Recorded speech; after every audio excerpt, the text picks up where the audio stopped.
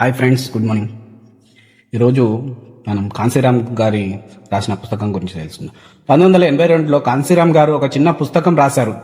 కానీ ఆ పుస్తకం బహుజన రాజకీయ గుండెల్లో పెద్ద భూకంపం లాంటిది.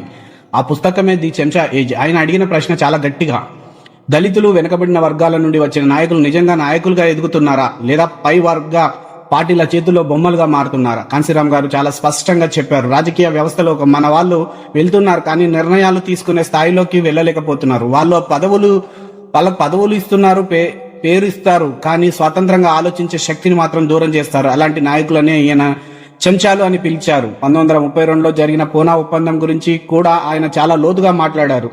ఆ ఒప్పందం వల్ల రిజర్వేషన్లు వచ్చాయి, అది ఒక చారిత్రక విజయం. కానీ అదే సమయంలో నిజంగా తిరుగుబాటు చేసే నాయకులు కాదు, వ్యవస్థలు లోబడి ఉండే, అనుగువగా ఉండే నాయకులు ఎక్కువగా పైకి వస్తున్నారని ఆయన విమర్శించారు.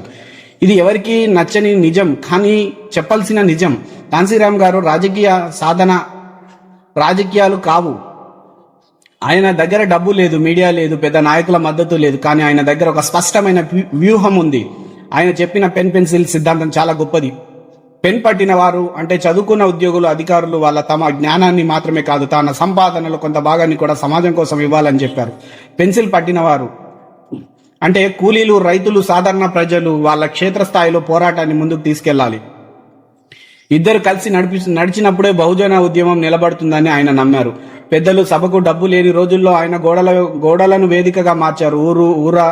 ఊరూరా గోడల మీద నినాదాలు, సిద్ధాంతాలు, ప్రశ్నలు, గోడల రాతలు మాట్లాడేవి, ప్రజలు ఆలోచింపజేసేవి. ఎన్నికల గురించి ఆయన చెప్పిన వ్యూహం మరింత విప్లవాత్మకం. మొదట ఎన్నికల్లో ఓడిపోవాలి, కానీ మనం ఉనికిని చూపించాలి. రెండో ఎన్నికల్లో ఓడించాలి, ఓట్ల చీలిక ద్వారా బలమైన పార్టీలకు దెబ్బ కొట్టాలి. మూడోసారి గెలవాలి. ఇది ఓటమి భయపడే రాజకీయాలకు కాదు, చరిత్రను మార్చే రాజకీయాలకు ఉదాహరణ. కాంశీరామ్ గారు ఎప్పుడూ పదవుల వెనుక పరిగెత్తలేదు.